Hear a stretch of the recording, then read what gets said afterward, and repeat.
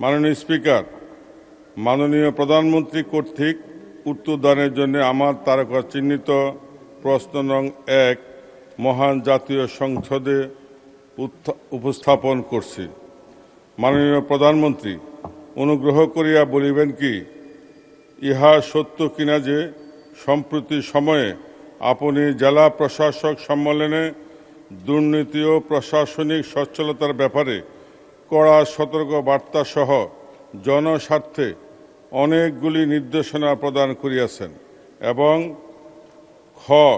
ক প্রশ্নের উত্তর হাঁ সূচক হলে জনস্বার্থে আপনার উক্ত নির্দেশনাসমূহ কি কি? মাননীয় স্পিকার, আপনাকে ধন্যবাদ। মাননীয় প্রধানমন্ত্রী।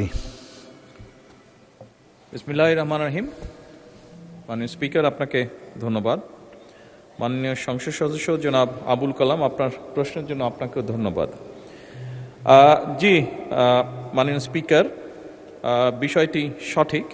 জেলা প্রশাসক সম্মেলন 2026-এর উদ্বোধন অনুষ্ঠানে জেলা প্রশাসক এবং কমিশনার বৃন্দ যারা উপস্থিত ছিলেন তাদেরকে কিছু নির্দেশনা দেওয়া হয়েছে সরকারের পক্ষ থেকে।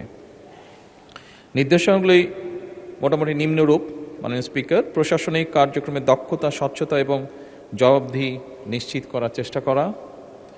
একইভাবে দুর্নীতি একটি ব্যাধি যা সমাজের বিভিন্ন রন্ধে রন্ধে পৌঁছে গিয়েছে, এ ব্যাপারে যতটুকু দ্রুত সম্ভব, যতটুকু সম্ভব কঠোরভাবে প্রতিরোধমূলক এবং দমনমূলক ব্যবস্থা গ্রহণ করা। মাননীয় স্পিকার, আমাদের সাধারণ মানুষ বিভিন্ন সময় বিভিন্ন কাজে জেলা প্রশাসকদের কাছে যেতে হয়, বিভিন্ন নানা কারণে জটিলতা সৃষ্টি হয়, তাদের কাজে বিলম্ব হয়। সেই জন্য অপ্রয়োজনীয় প্রশাসনিক জটিলতা পরিহার করে দ্রুত, বাস্তবসম্মত এবং জনস্বার্থ সংশ্লিষ্ট যে সকল সিদ্ধান্ত সেগুলো গ্রহণ করার জন্য তাদেরকে নির্দেশনা দেওয়া হয়েছে।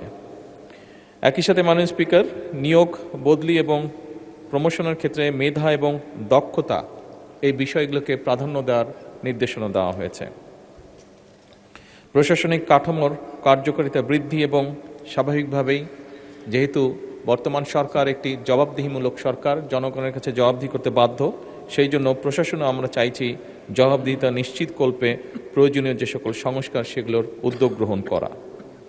মানে স্পিকার, সেবা প্রদান ব্যবস্থাকে সময় পাল্টেছে, যুগ পাল্টেছে। সেবা প্রদান ব্যবস্থাকে সময় উপযোগী, দক্ষ, স্বচ্ছ এবং জবাবদিহিমূলক করার জন্য যত দ্রুত সম্ভব যে সকল জায়গায় সম্ভব প্রশাসনের, বিশেষ করে সেবা প্রদানের ক্ষেত্রে সেগুলোকে ডিজিটালাইজ রূপান্তর করার জন্য নির্দেশনা দেওয়া হয়েছে। এর মধ্যে অনেক জায়গায় কার্যকর ব্যবস্থাও গ্রহণ করা শুরু হয়ে গিয়েছে। মাননীয় স্পিকার, আইন শৃঙ্খলা বা আইনের লঙ্ঘনের যে সকল ঘটনা ঘটে সেগুলোর ব্যাপারে তাৎক্ষণিকভাবে আইন শৃঙ্খলা পরিস্থিতিকে নিয়ন্ত্রণে এনে যাতে আইন শৃঙ্খলা পরিস্থিতি বজায় থাকে, জনগণ যাতে নিরাপদ বোধ করতে পারে তার জন্য কঠোরভাবে ব্যবস্থা গ্রহণের নির্দেশনা দেওয়া হয়েছে।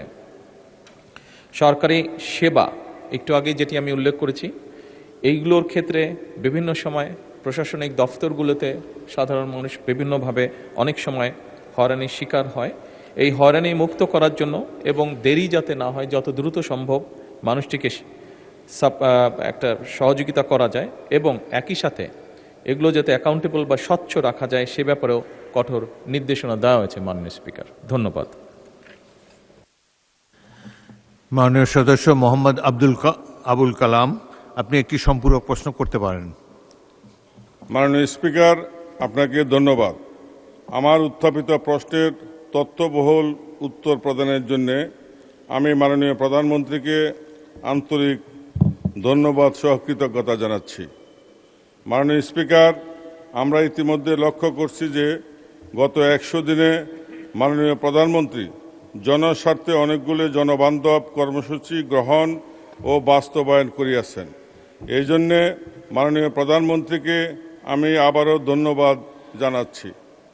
মাননীয় স্পিকার, সরকার কর্তৃক গৃহীত উন্নয়ন কর্মসূচি বাস্তবায়ন, প্রশাসনিক কাজের গতিশীলতা সৃষ্টি ও আইন শৃঙ্খলা স্থিতিশীল রাখার স্বার্থে সরকারি বিভিন্ন সংস্থার শূন্য পদ দ্রুত পূরণ করা প্রয়োজন। এমত অবস্থায় মাননীয় প্রধানমন্ত্রীর কাছে আমার সম্পূরক প্রশ্ন আইন শৃঙ্খলা রক্ষাকারী বাহিনী সহ সরকারি বিভিন্ন দপ্তরে শূন্য পদ পূরণের লক্ষ্যে আপনি কোনো পদক্ষেপ গ্রহণ করিবেন কিনা, করিলে তাহা কবে নাগাদ বাস্তবায়ন করিবেন? মাননীয় স্পিকার, আপনাকে ধন্যবাদ। মাননীয় প্রধানমন্ত্রী।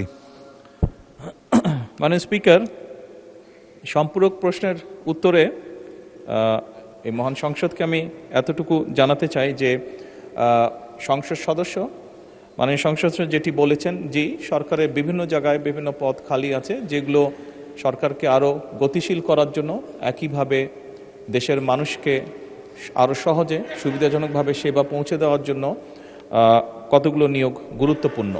সরকার অত্যন্ত গুরুত্বের সাথে এই বিষয়টি পর্যালোচনা করছে এবং যত দ্রুত সম্ভব আমরা এই পদগুলোতে নিয়োগ প্রক্রিয়া শুরু করব ইনশাআল্লাহ। ধন্যবাদ। মাননীয় সদস্য মীর আহমদ বিন কাসেম, ঢাকা 14। মাননীয় স্পিকার, আপনাকে ধন্যবাদ। বহুল প্রচিত পত্রিকায় আমরা জানতে পেরেছি মাননীয় প্রধানমন্ত্রী সরকার দলীয় মহিলা এমপিদেরকে বিরোধী দলীয় সংসদ সদস্যদের এলাকায় উন্নয়ন তদারকি করার দায়িত্ব দিয়েছেন। এই সাথে আরও বলা হয়েছে এসব উন্নয়নে ডিও লেটার ইস্যু করতে পারবেন সরকার দলীয় মহিলা এমপিগণ।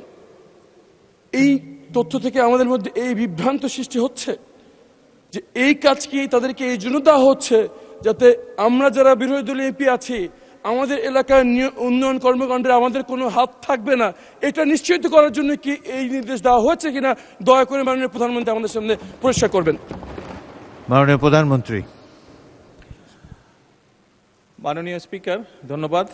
মাননীয় সংসদ সদস্য, আপনি যে প্রশ্নটি করেছেন তার জন্য আপনাকে আন্তরিকভাবে ধন্যবাদ।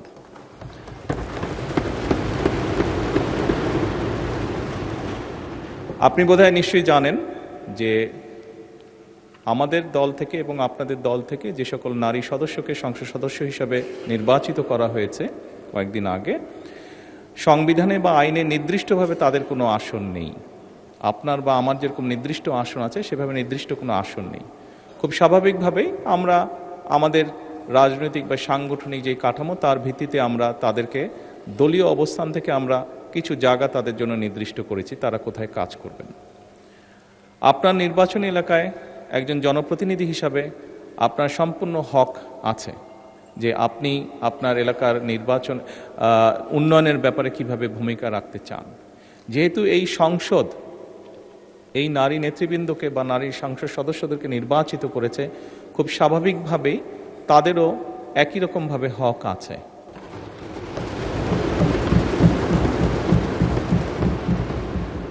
একই রকমভাবে হক আছে তার এলাকার বা তার এলাকার মানুষের জন্য। এবং খুব স্বাভাবিকভাবেই আমরা যেটি নিয়ম আছে সরকারের, সেই নিয়ম অনুযায়ী আমরা এগোচ্ছি। আপনার এলাকার যদি কোনো উন্নয়নের কোনো বিষয়ে যদি আমার সহযোগিতা করার কিছু থেকে জানাবেন, আমি সরাসরি আপনাকে সহযোগিতার চেষ্টা করব। ধন্যবাদ। মাননীয় সদস্য আনিসুর রহমান, মাদারীপুর 3। মাননীয় স্পিকার, আপনাকে ধন্যবাদ। আমি কিছুক্ষণ আগেই ত্রাণ মন্ত্রণালয়ে একটা সহযোগিতা পাওয়ার জন্য আমার এলাকায় আমি গিয়েছিলাম। মন্ত্রী মহোদয় ছিলেন না, তো আমি ওই মন্ত্রণালয়ে যে পিএস আছে ওনার রুমে বসে কথা বলছিলাম যে আমি এই সহযোগিতাটা পেতে পারি কি না। পিএস সাহেব আমাকে বললেন যে মাননীয় প্রধানমন্ত্রীর নির্দেশে বিরোধী দলীয় সংসদ সদস্যদের আমাদের যে বরাদ্দটুকু ছিল সর্বশেষ সেটা বিরোধী দলীয় সংসদ সদস্যদেরকে দেওয়া হয়েছে। তো মাননীয় প্রধানমন্ত্রীকে ধন্যবাদ। আর আমি মনে করি আজকে প্রধানমন্ত্রীর কাছে আমার প্রশ্ন, আপনি যেভাবে সবার জন্য করছেন এই জন্য সকল সংসদ সদস্যের জন্যই আপনি করছেন। আমরা বিরোধী দলের রাজপথের অবস্থান এবং তাদের যে বক্তব্য সেভাবে কিন্তু আমরা তাদের কাছ থেকে রেসপন্স পাচ্ছি না। এজন্য আমরা আপনার নির্দেশে আমাদের হুইপ আছে, ব্যক্তিগতভাবে তাদের সাথে কোনো আলোচনা করা যায় কি না তারা যেন রাজপথে যে বাজে বক্তব্যগুলো দিচ্ছে সেটা বন্ধ করা যায় কিনা সেই ব্যাপারে একটা পদক্ষেপ নেবেন। ধন্যবাদ মাননীয় স্পিকার আপনাকে। মাননীয় প্রধানমন্ত্রী।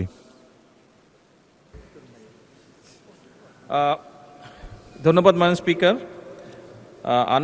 মাননীয় সংসদ সদস্য আনিসুর রহমানের প্রশ্নটি আমার কাছে সঠিকভাবে বোধগম্য হয়নি, তবে সঠিকভাবে আমার কাছে বোধগম্য হয়নি উনি কি বোঝাতে চেয়েছেন। তবে ওনার প্রশ্নের উত্তরের একটি অংশ হিসাবে এবং একইভাবে মীর কাশেম উনি আমাদের সংসদ সদস্য মিরপুরের, ওনারও প্রশ্নের উত্তর হিসাবে আমি এতটুকু বলতে পারি মাননীয় স্পিকার, কয়েকদিন আগে আপনার নেতৃত্বে আমরা কিভাবে এই সংসদ সেশনটা চলবে সেই বিষয়ে যে আমাদের কমিটিটা আছে সেই কমিটির মিটিংয়ে বসেছিলাম, সেখানে মাননীয় বিরোধী দলীয় নেতাও ছিলেন। উনি একটি বিষয় উল্লেখ করেছিলেন যে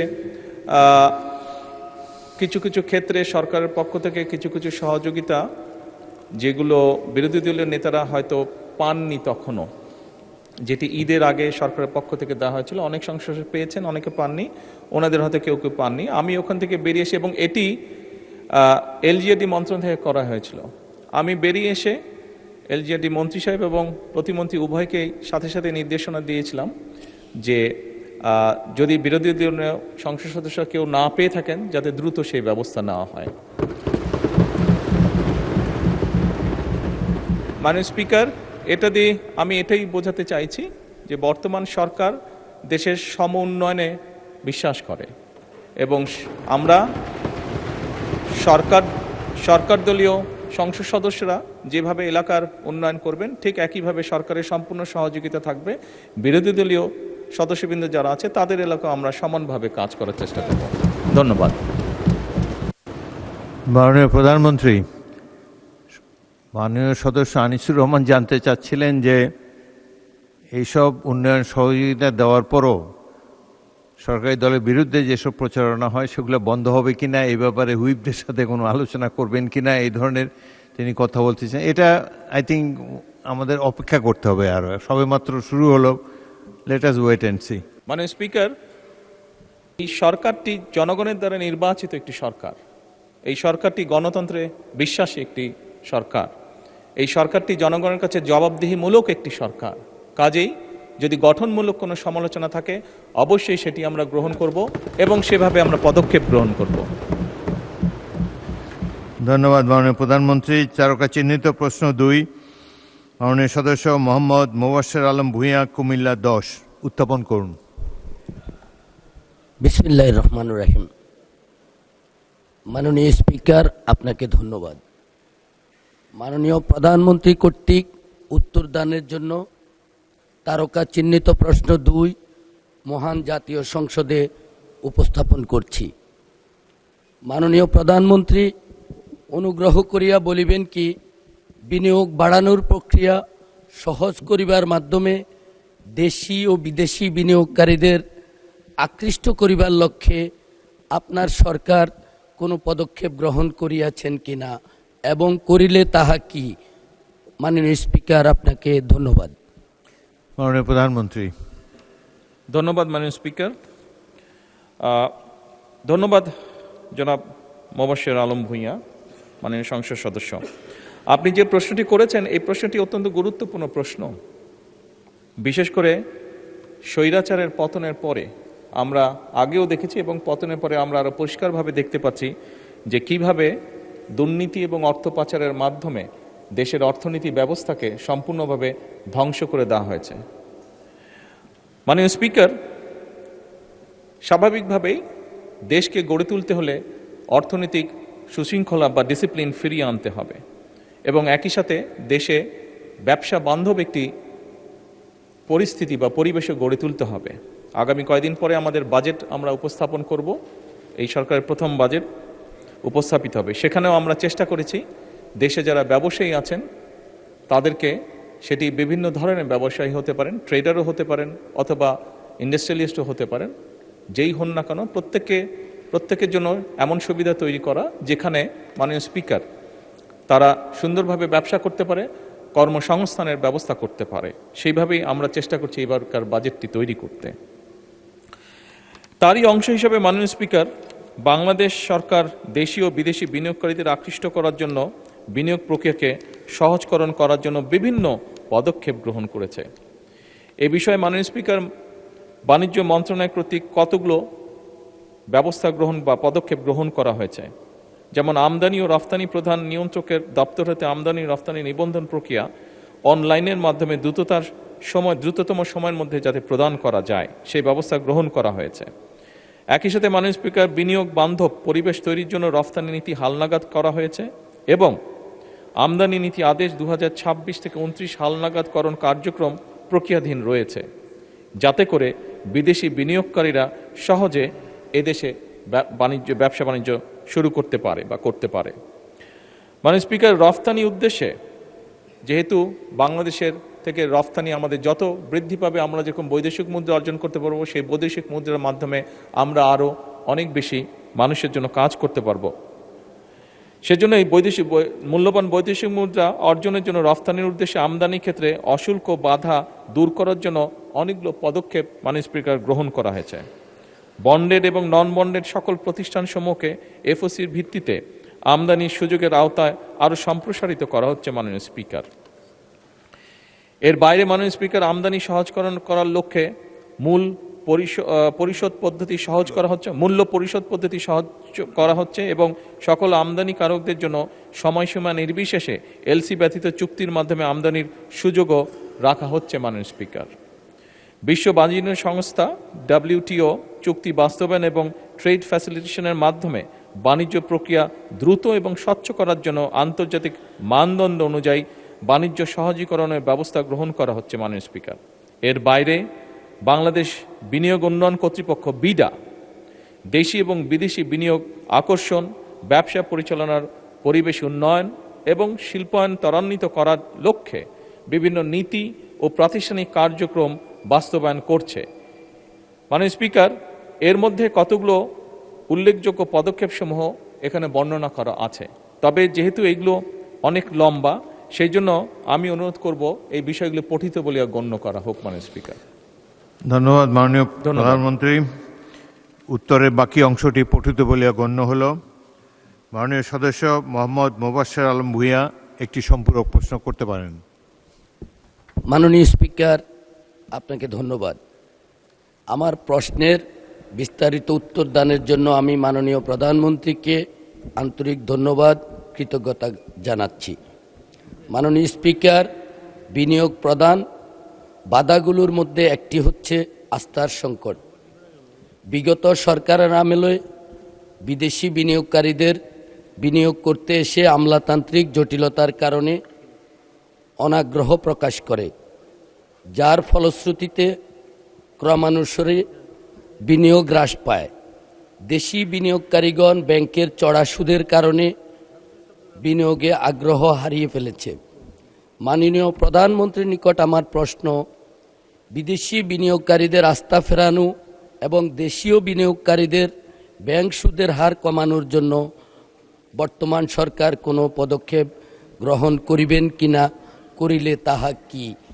মাননীয় স্পিকার, আপনাকে ধন্যবাদ। মাননীয় প্রধানমন্ত্রী। মাননীয় স্পিকার, ধন্যবাদ। মাননীয় সংসদ, আপনাকে ধন্যবাদ। আপনি গুরুত্বপূর্ণ প্রশ্ন করেছেন একটি। আমরা শুধু বিদেশি বিনিয়োগী যে আকর্ষণ করতে চাইছি তা না, একই সাথে আমরা আমাদের দেশীয় বিনিয়োগকারী যারা আছেন তাদেরকেও আমরা উৎসাহিত করতে চাইছি এবং ডিরেগুলেশন একটি পদ্ধতি যার মাধ্যমে আমরা এই কাজটি বাস্তবায়ন করতে যাচ্ছি মাননীয় স্পিকার। এর বাইরেও সুদের হার যেটি বলেছেন, এখানে কতগুলো বিষয় আছে, এই বিষয়গুলো পর্যালোচনা করা হচ্ছে। যদি সম্ভব হয়, অর্থনৈতিক বিভিন্ন সমীকরণ আছে, এই বিষয়গুলো যদি দেখা যায় যে এটি সাহায্য করবে বিনিয়োগ বৃদ্ধি করার ক্ষেত্রে, সেক্ষেত্রে আমরা এটি হয়তো সরকার গ্রহণ করবে। এখনো এই ব্যাপারে কোনো কনফার্ম কোনো সিদ্ধান্ত হয়নি মাননীয় স্পিকার। এবং একই সাথে মাননীয় সংসদ সদস্য, আপনাকে বলবো, আপনি যদি যেই ডিটেইল উত্তরগুলো এখানে আছে আপনার সামনে লিখিত অবস্থা আছে, আপনি যদি ওগুলো সবগুলো গো থ্রু করেন তাহলে আপনি সম্পূর্ণভাবে আপনার প্রশ্নের উত্তরগুলো পেয়ে যাবেন। ধন্যবাদ মাননীয় স্পিকার। মাননীয় সদস্য বেগম সাবিকুন নাহার একটি প্রশ্ন করতে পারেন। মাননীয় স্পিকার, আপনাকে ধন্যবাদ আমাকে সুযোগ দেওয়ার জন্য। আমার সম্পূরক প্রশ্নটি আগের প্রশ্নের সাথে রিলেটেড। আমরা জানি যে বর্তমানে অর্থনৈতিক কাঠামো দেশের অর্থনৈতিক অবস্থাটা ভেঙে পড়েছে। দেশে কর্মসংস্থান, উৎপাদন ও বিনিয়োগে স্থবিরতা বিরাজ করছে। মুদ্রাস্ফীতি নিয়ন্ত্রণে উচ্চ সুদের হার নীতির প্রভাব পড়তে শুরু করেছে বিনিয়োগ ও কর্মসংস্থানে। বাংলাদেশ ব্যাংকের সর্বশেষ তথ্য অনুযায়ী চলতি বছরে মার্চের শেষে ব্যাংক খাতে অতিরিক্ত তারল্যের পরিমাণ দাঁড়িয়েছে 3,78,135 কোটি টাকা। এক বছরের ব্যবধানে এ অলস তহবিল বেড়েছে 58.31%। গত বছরের মার্চে অতিরিক্ত তারল্যের পরিমাণ ছিল 2,38,845 কোটি টাকা।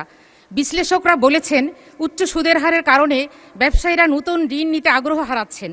বর্তমানে অনেক ক্ষেত্রে ব্যাংক ঋণের সুদের হার 14% ছাড়িয়ে গেছে। উদ্যোক্তারা নতুন বিনিয়োগ ও ব্যবসা সম্প্রসারণের সিদ্ধান্তে পিছিয়ে যাচ্ছেন। এর প্রভাব পড়ছে কর্মসংস্থানে। আমি এই বিষয়ে একটি হাদিসের উল্লেখ করব। আমাদের প্রিয় রাসূল বলেছেন, সুদের অর্থ যতই অধিক হোক না কেন, অবশেষে তার পরিণতি হয় অসচ্ছলতা। ইবনে মাজা এসেছে। তো আমি এই অবস্থা নিরসনে মাননীয় প্রধানমন্ত্রীর কাছে কি পদক্ষেপ নিয়েছেন সে ব্যাপারে দৃষ্টি আকর্ষণ করছি। আসসালামু আলাইকুম। মাননীয় প্রধানমন্ত্রী। ধন্যবাদ মাননীয় স্পিকার। মাননীয় সংসদ সদস্য, আপনার প্রশ্নটি একটি খুবই গুরুত্বপূর্ণ এই কারণেই, আপনি যদি নিজেই আপনার স্ট্যাটিস্টিক্স যেটা আপনি উপস্থাপন করলেন সংসদের সামনে, সেটা যদি আপনি দেখেন, আপনি সব এক বছর আগের স্ট্যাটিস্টিক্স আপনি ওখানে উল্লেখ করেছেন। এখন আমরা জানি স্বৈরাচারের সময় এই দেশে কি হয়েছে, এবং নিশ্চয়ই মাননীয় সংসদ আপনি এতটুকু বুঝতে পারেন, ব্যবসা বা বিজনেস বা ইকোনমি এমন একটি বিষয়, এটি আপনি আজকে করলে আগামীকাল কি আপনি এটার রেজাল্ট পাবেন না, সেটি ভালো হোক বা খারাপ হোক যেটি।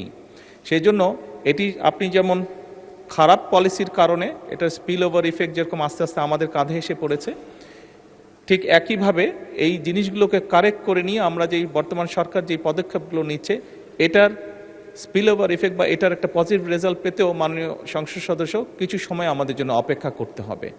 সব সময় সুদের হার কমালেই যে বেনিফিট পাওয়া যাবে তা নয়। আমি একটু আগে, আপনি নিশ্চয়ই খেয়াল করেছেন যে একটু আগে আমি বলেছি যে এই বিষয়টি নিয়ে আমরা পর্যালোচনা করছি।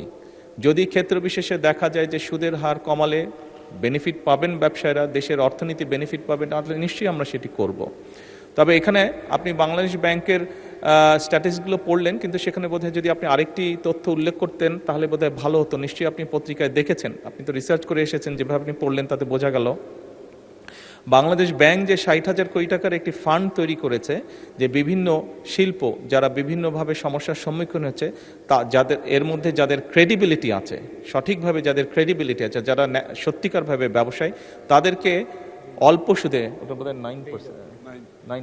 9% সুদে তাদেরকে ইন্টারেস্ট রেটে তাদেরকে সহযোগিতা করা হবে। এইটি কেন আপনার দৃষ্টি এড়িয়ে গেল বুঝলাম না, কারণ এটি তো বাংলাদেশ বর্তমান,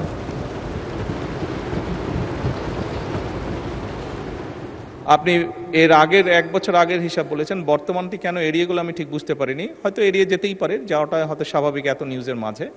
আপনাকে অনুরোধ করব আগামীতে আরও আপডেট ইনফরমেশন নিয়ে আমরা আলোচনা করব। ধন্যবাদ মাননীয় স্পিকার। বেগম জহরত আদিব চৌধুরী, মহিলা আসন 27। ধন্যবাদ মাননীয় স্পিকার। আলহামদুলিল্লাহ, এবং দলের নেতৃবৃন্দকে ধন্যবাদ জানাচ্ছি আজকে মহান সংসদে প্রশ্ন করার সুযোগ পেয়ে। প্রধানমন্ত্রীকে অনেক ধন্যবাদ যে আমাদের দেশি বিদেশি বিনিয়োগ বাড়ানোর জন্য সরকার যে সময়োপযোগী, কার্যকরী এবং খুব কনস্ট্রাকটিভ ইম্প্যাক্টফুল অ্যাকশন প্ল্যান নেওয়ার জন্য। আমরা দেখেছি ফ্যাসিস্ট সরকারের আমলের ভুল নীতি এবং করাপশন এর জন্য তারা যে কাজটা করেছিল এর ইম্প্যাক্ট আংটাডের রিপোর্টে এসেছে, যে 2019 থেকে 2024 সালের রিপোর্টে এসেছে বাংলাদেশে পার ক্যাপিটা ফরেন এফডিআই অ্যাট্রাক্ট করেছে মাত্র $9, যেখানে কম্বোডিয়ার মতো কান্ট্রি করেছে $225, ভিয়েতনাম করেছে $175। সো আমরা অবশ্যই অনেক পিছিয়ে আছে আমাদের নেইবারিং কান্ট্রি থেকে। তবে আমি মনে করি যে প্রফিট রিপ্যাট্রিয়েশন যেরকম বিদেশি বিনিয়োগের জন্য ডিসিশন নেওয়া হয়েছে, এই ধরনের একদম পারফেক্ট এক্সাম্পলস যে রিজনের জন্য ফরেন এফডিআই আমরা এতদিন ধরে অ্যাট্রাক্ট করতে পারি না, এই ধরনের প্রবলেমগুলো সলভ হবে। আমার সম্পূরক প্রশ্ন হচ্ছে যে আমরা যেহেতু অনেক পিছিয়ে আছি, এটাকে ফাস্ট ফরওয়ার্ড করার জন্য আমরা ফরেন ইনভেস্টরদেরকে আরও কনসালটেটিভ অ্যাডভাইজারি কাউন্সিল প্রতিষ্ঠা করতে পারি কিনা। আমরা দেখেছি উজবেকিস্তান, গ্রিস গ্রিস, পাকিস্তান, এরকম বিভিন্ন দেশ আমাদের মতো ব্যাকগ্রাউন্ডের ইকোনমিক চ্যালেঞ্জকে মধ্যে থেকে ওরা এফডিআই অ্যাট্রাক্ট করার জন্য এই ধরনের ফরেন ইনভেস্টর কাউন্সিল প্রতিষ্ঠা করেছে, যেটার মাধ্যমে তারা ইমিডিয়েটলি দেখেছে যে কনসালটেশনের থ্রুতে এফডিআই এর বাড়ানোটা খুব দ্রুত বেগ পেয়েছে। তো মাননীয় প্রধানমন্ত্রীর কাছে যেহেতু ওনারা অনেক খুবই মাননীয় সদস্য প্রশ্ন করুন প্লিজ। তো আমার প্রশ্ন হচ্ছে এই ধরনের কোনো কাউন্সিল প্রতিষ্ঠা করার প্ল্যান আছে কিনা? মাননীয় প্রধানমন্ত্রী। ধন্যবাদ মাননীয় স্পিকার। মাননীয় সংসদ সদস্য, আপনাকেও ধন্যবাদ। আপনি আপনার প্রশ্নের 25 বা 30% উত্তর আপনার প্রশ্নের মধ্যেই আছে। আপনি বলেই দিয়েছেন আমরা ফরেন যে প্রফিট যেটা সেটা রিপ্রেজেন্টেশনের ব্যবস্থাটা আমরা করেছি। প্রথমত এটা একটা যেটা উৎসাহিত করবে, কারণ বিদেশি বিনিয়োগকারীদের আগে যারা এসছে তাদের মধ্যে একটি বিষয় ছিল যে সে যদি তার লাভ্যাংশ নিতে না পারে তাহলে কেন সে এখানে ইনভেস্ট করবে। যেই সমস্যাটা আমরা আইনের মাধ্যমে যেটিকে আমরা সমাধান করেছি। এর বাইরে আপনি মূল যেটি জানতে চাইলেন, অলরেডি 3-4 দিন আগে মিটিংটা বোধহয় পরশু দিন কি তার আগে, হ্যাঁ গত পরশু দিনের আগের দিন আমরা যেই মিটিংটা করেছি সেখানে মিটিংয়ে আমরা এরই মধ্যে সিদ্ধান্ত নিয়েছি যে বিদেশ থেকে, সেটি কোনো বাংলাদেশি হোক অথবা কোনো বিদেশি হোক নাগরিক, আপনি যেটা কনসালটেন্ট বলেছেন, কনসালটেন্ট না করে ব্যাপারটা আমরা ওপেন রেখেছি, তারা যদি বিদেশি ইনভেস্টমেন্ট দেশে নিয়ে আসতে পারে তাহলে আমরা তাদেরকে সেইটির 1% বোধহয় ছিল 1.5 যে পরিমাণ ইনভেস্টমেন্ট তারা নিয়ে আসবে 1.5% তাদেরকে আমরা কনসালটেন্ট ফি বা কমিশন যেভাবেই আপনি বলুন না কেন সেটা আমরা তাদেরকে দিব, ইনসেন্টিভ তাদেরকে আমরা দিব। এইটার ফলে আমরা আশা করছি বিদেশে বসবাসকারী বাংলাদেশিরাও ইনভেস্ট করবেন দেশে। এর বাইরে যোগ্য যারা আছেন, যাদের সেই মেধা আছে, যোগ্যতা আছে, এরকম অনেক বাংলাদেশি আছেন যাদের আমাদের ডায়াসপোরা যেটি আছে বাংলাদেশি, মাননীয় স্পিকার, সেই ডায়াসপোরার মধ্যে যারা আছেন যোগ্য ক্যাপেবল, তারা নিশ্চয়ই অ্যাট্রাক্ট করতে সক্ষম হবেন বিদেশি ইনভেস্টরদেরকে। এবং এর মাধ্যমে আমরা পরিকল্পনা গ্রহণ করেছি দেশে বৈদেশিক বিনিয়োগের পরিমাণ বাড়ানোর জন্য। মাননীয় স্পিকার, ধন্যবাদ। তারকা চিহ্নিত প্রশ্ন 3, শামসুর রহমান শিমুল বিশ্বাস অনুপস্থিত, তার পরিবর্তে প্রশ্নটি উত্থাপন করবেন AKM সেলিম রেজা হাবিব, পাবনা 2। মাননীয় স্পিকার, আপনাকে ধন্যবাদ। আমি AKM সেলিম রেজা হাবিব, সংসদ সদস্য 69 পাবনা 2। মাননীয় সংসদ সদস্য জনাব মোহাম্মদ শামসুর রহমান শিমুল বিশ্বাসের পক্ষে মাননীয় প্রধানমন্ত্রী কর্তৃক মৌখিক উত্তর দানের জন্যে তারকা চিহ্নিত প্রশ্ন 3 এই মহান সংসদে উত্থাপন করছি। মাননীয় প্রধানমন্ত্রী অনুগ্রহ করে বলিবেন কি, আপনার সরকার শপথ নেওয়ার পর এই পর্যন্ত নির্বাচনী প্রতিশ্রুতি মোতাবেক অগ্রাধিকার দিয়ে কি পদক্ষেপ গ্রহণ ও বাস্তবায়ন করিয়াছেন এবং গৃহীত অগ্রাধিকার পদক্ষেপগুলি কবে নাগাদ বাস্তবায়ন করা সম্ভব হইবে? মাননীয় স্পিকার, আপনাকে ধন্যবাদ। মাননীয় প্রধানমন্ত্রী। ধন্যবাদ মাননীয় স্পিকার। মাননীয় সংসদ সদস্য, আপনাকে ধন্যবাদ এই প্রশ্নটির জন্য। এই প্রশ্নটি স্বাভাবিকভাবেই একটি রাজনৈতিক দল বা একটি রাজনৈতিক সরকারের জন্য অত্যন্ত গুরুত্বপূর্ণ। মাননীয় স্পিকার, সরকারের নির্বাচনী ইশতেহারে ঘোষিত কার্যক্রমসমূহ বাস্তবায়নের সকল মন্ত্রণালয় বিভাগ 180 দিন 2026-27 অর্থ বছর এবং আগামী 5 বছরের জন্য কর্মপরিকল্পনা প্রণয়ন করেছে এবং তা বাস্তবায়নের জন্য এরই ভিতরে প্রয়োজনীয় উদ্যোগও গ্রহণ করেছে। কতগুলোর কাজ এর মধ্যে শুরুও করে দিয়েছে মাঠ পর্যায়ে। মাননীয় স্পিকার, ব্যক্তি নয় পরিবারই উন্নয়নের মূল একক। এই দর্শনে প্রান্তিক এবং নিম্ন আয়ের পরিবারগুলোকে সুরক্ষা দিতে পরিবারের নারী প্রধানকে ফ্যামিলি কার্ডের মাধ্যমে মাসিক 2500 টাকা প্রদানের কার্যক্রম এরই মধ্যে শুরু হয়েছে। পাইলট পর্যায়ে এ পর্যন্ত 36টি ইউনিটের 60,000 পরিবারকে এই ফ্যামিলি কার্ড প্রদান করা হয়েছে এবং আগামী অর্থ বছরে ইনশাল্লাহ আমরা টার্গেট করেছি মাননীয় স্পিকার, সমগ্র বাংলাদেশে আমরা প্রায় 41,20,000 টু বি প্রিসাইজ। মাননীয় স্পিকার, টু বি প্রিসাইজ খুব সম্ভবত 41,20,000 পরিবারের হাতে আমরা নারী প্রধানের হাতে এই কার্ডটি তুলে দিতে ইনশাল্লাহ সক্ষম হব। কৃষির উন্নয়ন এবং কৃষকদের ইউনিক পরিচয় নিশ্চিতকরণের ন্যায্য মূল্যে কৃষি উপকরণ, সরকারি ভর্তুকি ও প্রণোদনা, স্বল্প মূল্যে সেচ সুবিধা, সহজ শর্তে কৃষি ঋণ, যন্ত্রপাতি প্রদানের লক্ষ্যে 14 এপ্রিল 2026 এই তারিখে মাননীয় স্পিকার কৃষক কার্ড বিতরণের কার্যক্রমের উদ্বোধন করা হয়েছে। প্রি পাইলটিং পর্যায়ে দেশের 8টি বিভাগের 10টি জেলায়, 11টি উপজেলায়, 11টি কৃষি ব্লকে এ কার্যক্রম সম্পাদন করা হয়েছে। এ পর্যন্ত 20,748 জন কৃষককে কৃষক কার্ড প্রদান করা হয়েছে। এছাড়াও মাননীয় স্পিকার নির্বাচনী অঙ্গীকার বাস্তবায়নের লক্ষ্যে সরকার শস্য, ফসল, পশুপালন ও মৎস্য খাতে 10,000 টাকা পর্যন্ত কৃষি ঋণ মওকুফ করেছে। এই লক্ষ্যে সরকার ইতিমধ্যেই 1,567 কোটি 96 লক্ষ টাকা বাজেটে বরাদ্দ করেছে। এর ফলে সারা দেশের প্রায় 13,17,500 জন কৃষক সরাসরি মাননীয় স্পিকার উপকৃত হয়েছে। মাননীয় স্পিকার, ধর্ম বিষয়ক মন্ত্রণালয়ে এই কমিটমেন্টটাও আমরা করেছিলাম। বাংলাদেশে আমাদের মুসলমান হিসাবে আমাদের মসজিদ মাদ্রাসাগুলোতে বহু খতিব সাহেব আছেন, ইমাম সাহেব মসজিদ আছেন। এর বাইরে অন্য ধর্মে যে ধর্মীয় ব্যক্তিত্ব আছেন, ধর্মগুরু যারা আছেন, এদের মধ্যে বহু মানুষ বেশ মানবতর জীবনযাপন করেন মাননীয় স্পিকার।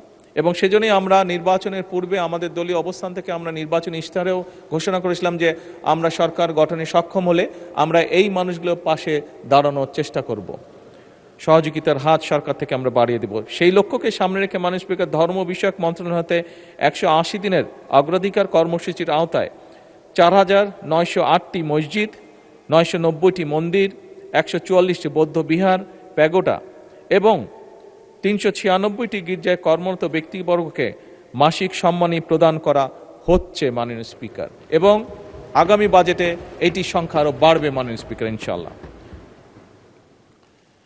মাননীয় স্পিকার, আগামী 180 দিনের কর্মসূচির আওতায় জনগণকে হেলথ কার্ড প্রদানের একটি উদ্যোগ আমাদের রয়েছে।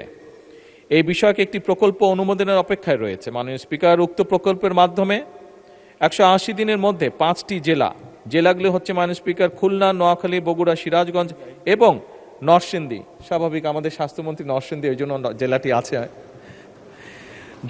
জনসাধারণকে হেলথ কার্ডের মাধ্যমে চিকিৎসা সেবা প্রদানের কার্যক্রম শুরু করা হবে মাননীয় স্পিকার ইনশাআল্লাহ। এই health card electronic patient referral system এবং ইলেকট্রনিক পেশেন্ট ম্যানেজমেন্ট সিস্টেমের সাথে সংযুক্ত থাকবে। সরকারের 180 দিনের কর্মসূচির আওতায় খাল খনন পুনর্খনন কর্মসূচি গত 16 মার্চ 2026 হতে এরই ভিতরে শুরু হয়েছে মাননীয় স্পিকার। বর্ষার কারণে অনেকগুলো খাল খনন কর্মসূচি বা পুনর্খনন কর্মসূচি আপাতত পর্যায়ক্রমিকভাবে স্থগিত রাখা হচ্ছে।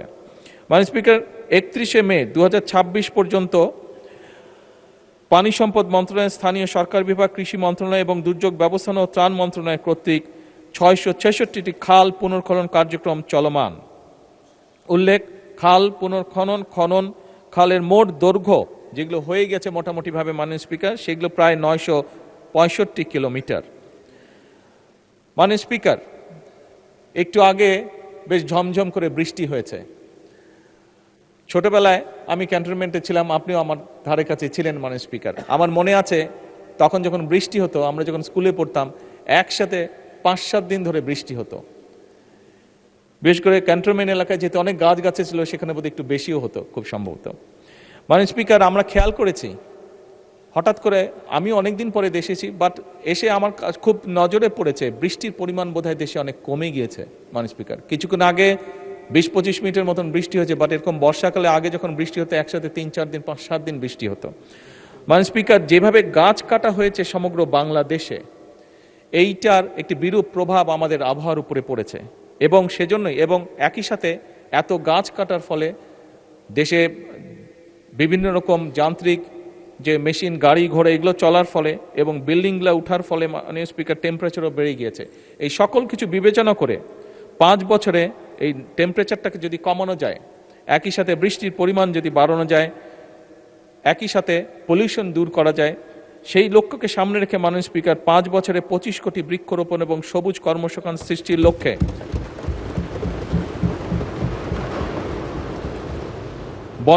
বনায়ন সৃজনের জন্য ইতিমধ্যেই উদ্যোগ গ্রহণ করা হয়েছে মাননীয় স্পিকার। আসন্ন বর্ষা মৌসুমে আমরা চেষ্টা করছি ইনশাআল্লাহ 3,14,00,000 চারা আমরা রোপণ করব সারা দেশে। বৃক্ষরোপণ অনুষ্ঠান সম্পাদন করার জন্য স্থানীয় সরকার এবং এনজিওদের মধ্যে এরই মধ্যে মাননীয় স্পিকার সমন্বয় করা হয়েছে। মাননীয় স্পিকার, এই সংসদে দাঁড়িয়ে আমি বলেছিলাম একদিন যে বিগত অনেকগুলো বছর আমাকে বিদেশে বাধ্য হয়ে থাকতে হয়েছে, কিন্তু সেই সময় আমি দেখেছিলাম সেই দেশের শিশুরা কি সুন্দর জুতা জামা কাপড় পরে স্কুলে যায়, এবং আমার তখন ইচ্ছা ছিল কোনোদিন যদি আল্লাহর রহমতে সুযোগ পাই চেষ্টা করব এই দেশের শিশুদেরকেও যাতে এরকম একটি ব্যবস্থা করা যায়। এবং তারই অংশ হিসাবে মাননীয় স্পিকার, আগামী অর্থ বছরে সরকারি প্রাথমিক বিদ্যালয়ে বর্তমান সরকার ইনশাল্লাহ 2 লক্ষ শিশুর মাঝে বিনামূল্যে স্কুল ড্রেস বিতরণ করার পরিকল্পনা গ্রহণ করেছে। এছাড়াও বিভিন্ন স্কুলে পর্যায়ক্রমিকভাবে 1 টিচার 1 ট্যাব পরিকল্পনা বাস্তবায়নের কাজ শুরু হয়েছে মাননীয় স্পিকার। এবং শুধু স্কুল ড্রেস নয়, স্কুল ড্রেসের সাথে বাচ্চারা যে তাদের খাতা কলম বই নিবে তার জন্য আমরা একটি ব্যাকপ্যাকও তাদেরকে দিব, যেই ব্যাকপ্যাকটি সম্পূর্ণভাবে তৈরি হবে বাংলাদেশে, এবং একসময় যে বাংলাদেশের সোনালী আঁশ পাট বলতে আমরা যেটিকে জানি সেই পাট দিয়ে এই ব্যাগ তৈরি করা হবে মাননীয় স্পিকার। মাননীয় স্পিকার, কারিগরি ও মাদ্রাসা শিক্ষা প্রতিষ্ঠানসমূহ বাস্তবায়নে আগামী 100 দিনের মধ্যে দেশের 2336টি কারিগরি এবং 8232টি মাদ্রাসা শিক্ষা প্রতিষ্ঠানে ফ্রি ওয়াইফাই চালু করা হবে। মাননীয় স্পিকার, সারা দেশে শহর ও গ্রাম অঞ্চলে খেলার মাঠ নির্ধারণ ও অবকাঠামো উন্নয়নে কর্মকৌশল নির্ধারণে কেন্দ্রীয় পর্যায়ে গঠিত কমিটি কাজ করছে। প্রতিটি ইউনিয়ন ও উপজেলায় যথাক্রমে 8 বিঘা ও 10 বিঘা করে উন্মুক্ত খেলার মাঠ তৈরির পরিকল্পনা রয়েছে। মাননীয় স্পিকার, আমরা গতকাল এখানে আলাপ করছিলাম, বিরোধী দলীয় কয়েকজন সংসদ সদস্য, আমাদের দলের থেকেও কয়েকজন সংসদ সদস্য একটি বিষয়ে কনসার্ন এক্সপ্রেস করেছেন, সেটি হচ্ছে যে নেশা বা ড্রাগের একটি বিষয় যেটি আস্তে আস্তে ছেয়ে ফেলছে যুব সমাজকে। আমি ব্যক্তিগতভাবে দৃঢ়ভাবে বিশ্বাস করি আমরা যদি আমাদের সন্তানদের জন্য খেলার মাঠ তৈরি করতে পারি, তাদেরকে খেলার ব্যবস্থা তৈরি করতে পারি, অনেকাংশেই এই অভিশাপ থেকে আমরা বের করে আনতে সক্ষম হব আমাদের পরবর্তী প্রজন্মকে। এবং সেই লক্ষ্যকে সামনে রেখেই মাননীয় স্পিকার খেলাধুলার জন্য মাঠ বা খেলার ব্যবস্থা আমরা এই পরিকল্পনাটি গ্রহণ করেছি।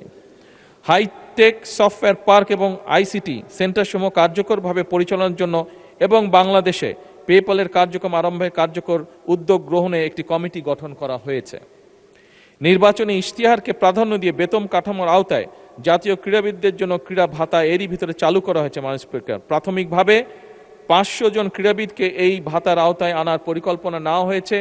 এর মধ্যে মাননীয় স্পিকার 300 জন ক্রীড়াবিদকে অলরেডি ভাতা প্রদান করা হয়েছে। এছাড়াও 325 জন ক্রীড়াবিদকে ক্রীড়া কার্ড প্রদান করা হয়েছে মাননীয় স্পিকার। মাননীয় স্পিকার, ল্যাঙ্গুয়েজ স্টুডেন্ট ভিসায় বিদ্যমান জামানতবিহীন ঋণ সীমা যা আগে ছিল 3 লক্ষ টাকা সেটিকে বাড়ানো হয়েছে এবং সেটি এখন 3 লক্ষ থেকে 10 লক্ষ টাকায় উত্তীর্ণ করা হয়েছে। জাপানগামী শিক্ষার্থীদের জন্য ভিসা প্রাপ্তির পূর্বেই সার্টিফিকেট অফ এলিজিবিলিটির ভিত্তিতে এই ঋণ প্রদান সহজীকরণ করা হয়েছে। 2030 সালের মধ্যে 20% নবায়নযোগ্য বিদ্যুৎ উৎপাদনের লক্ষ্যে ইতিমধ্যে জাতীয় রুফটপ সোলার কর্মসূচি এবং নেট মিটারিং এর মাধ্যমে মোট 35 মেগাওয়াট বিদ্যুৎ জাতীয় গ্রিডে সংযুক্ত হয়েছে এবং এটিকে 2030 সালের মধ্যে মাননীয় স্পিকার যে সোলারের যে বিদ্যুৎ এটিকে 30 সালের মধ্যে আমরা মিনিমাম 5000 মেগাওয়াটে উৎপন্ন নিয়ে যেতে চাই। মাননীয় স্পিকার, সরকার 5 লক্ষ সরকারি কর্মচারী নিয়োগের সিদ্ধান্ত, যা একটু আগে আমরা আলোচনা করেছি একজন সংসদ প্রশ্নের পরিপ্রেক্ষিতে, কম বেশি গ্রহণ করেছে। ইতিমধ্যেই শুধুমাত্র জনপ্রশাসন মন্ত্রণালয় অধীনস্থ দপ্তর এবং সংস্থাসমূহে শূন্য পদের বিপরীতে 2879 জন মানুষকে নিয়োগের কার্যক্রম চলমান রয়েছে। 12 থেকে 14 বছরের শিশু কিশোরদের ক্রীড়া প্রতিভা অন্বেষণে যুব ক্রীড়া মন্ত্রণালয়ের উদ্যোগে নতুন করে স্পোর্টস 2026-এর কার্যক্রম গত 2রা মে তারিখে উদ্বোধন করা হয়েছে। এতে football, cricket, kabaddi, athletics, badminton, দাবা, সাঁতার ও মার্শাল আর্ট সহ মোট 8টি খেলা মাননীয় স্পিকার অন্তর্ভুক্ত করা হয়েছে। এটিও মাননীয় স্পিকার যেই নেশা বা ড্রাগের যেই সমস্যাটির কথাটি বা বিষয়টি আমরা এখানে আলোচনা করেছি সেই অভিশাপ থেকে মুক্ত করার জন্য এই পরিকল্পনা গ্রহণ করা হয়েছে। মাননীয় স্পিকার, আপনাকে আন্তরিকভাবে ধন্যবাদ।